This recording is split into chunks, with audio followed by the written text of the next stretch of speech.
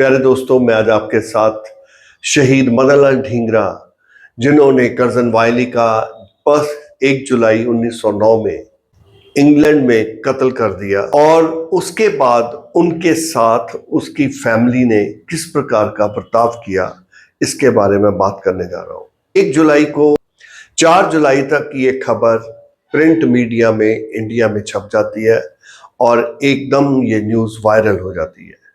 जब उनके पिता राय साहब दत्तामल को जब पता चलता है उनके बेटे ने इस तरह का कांड इंग्लैंड में कर दिया है, तो उन्होंने उसी वक्त अपने 2 बेटे मोहनलाल और बिहारी लाल को शिमला में उनके पुराने मित्र डिप्टी कमिश्नर स्मिथ के पास भेजा, ताकि उनसे जाके वो पूछें भाई आगे किस प्रकार उनको बर्ताव करना चाहिए। उन्होंने अपने बेटे भजन लाल, जो कि उस समय इंग्लैंड में बार लॉ की एजुकेशन प्राप्त कर रहा था, उसे भी टेलीग्राम दिया और उसे कहा कि जितनी जल्दी हो सके सॉलिसिटर से, वकील से मिलो और उससे पूछकर ये एकदम बयान दे दो कि जो तुम्हारा भाई था वो शुरू से ही, बचपन से ही एक्सेंट्रिक था, वो दिमागी हालत ठीक नहीं थी। उनके दोनों बेटे डनलप स्मिथ से शिमला में मिले और उन्होंने सारी घटनाक्रम के बारे में उनको बताया, तो उन्होंने भी यही सलाह दी। डनलप स्मिथ के कहे अनुसार उनके पिता श्री साहब दत्तामल ने अखबार में इंटरव्यू दिया, जिसके बारे में मैं आपको पढ़ के सुना रहा हूं। पिता साहब दत्तामल ने एक पल भी गवाए बिना घटना की आलोचना की तथा अपने बेटे की गलती को स्वीकार किया और उसको बचपन से ही सनकी और मानसिक तौर पर रोगग्रस्त घोषित कर दिया। उन्होंने डनलप स्मिथ को एक पत्र लिखा। जब मैंने पहली बार अखबार में अपने बेटे द्वारा अपने प्रिय मित्र कर्नल सर कर्जन वायली के कत्ल के बारे में पढ़ा, तो उस समय मेरे दिल पर क्या बीती होगी, इस बात का अनुमान आप भली भांति लगा सकते हैं।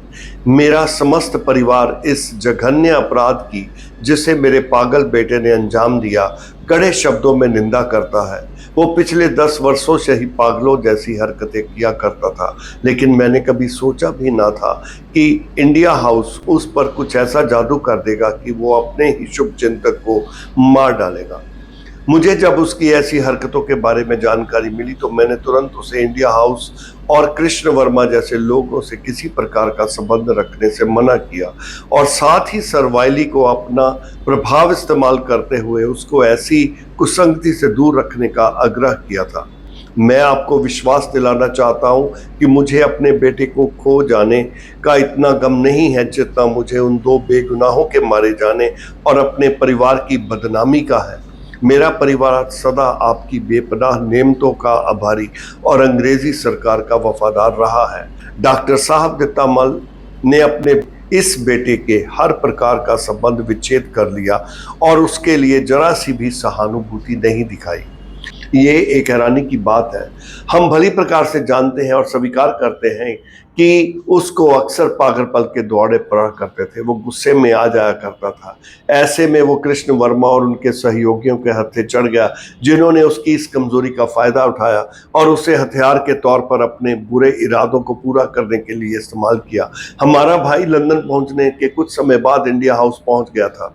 पिताजी ने सर कर्जन वायली को इस विषय में पत्र लिखा और उनकी इस कार्य में सहायता भी मांगी। हमारा मानना है कि असली कातिलों ने बड़ी चालाकी से अपने आप को पर्दे के पीछे रखकर इस घटना को अंजाम दिया था। हम इनके इरादों को भली भांति समझते हैं।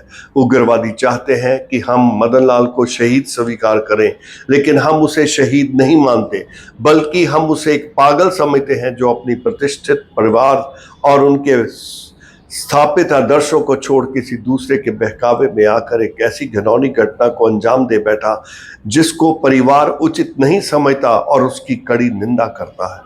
दोस्तों, मैंने ये पत्र पढ़ के आपको ये बताने की चेष्टा की है कि किस प्रकार ढींगरा परिवार एकदम इकट्ठा हो गया, क्योंकि वो जानते थे कि अगर अंग्रेजी सरकार उनके खिलाफ कदम उठाने लग गई तो इतना संपन्न परिवार एकदम मिट्टी में धूमिल हो जाएगा।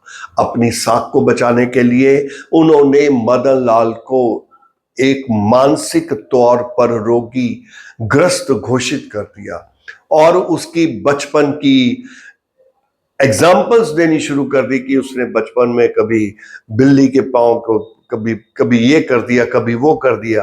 अर्थात एक दो उदाहरण देकर यह साबित करने की कोशिश की कि मदनलाल ढींगरा द्वारा किया गया कृत्य किसी प्रकार भारत की आजादी या भारत की स्वतंत्रता की ओर बढ़ाया गया कदम नहीं था, बल्कि मानसिक ग्रस्त रोगी की नासमझी का सबूत था। Thank you so much.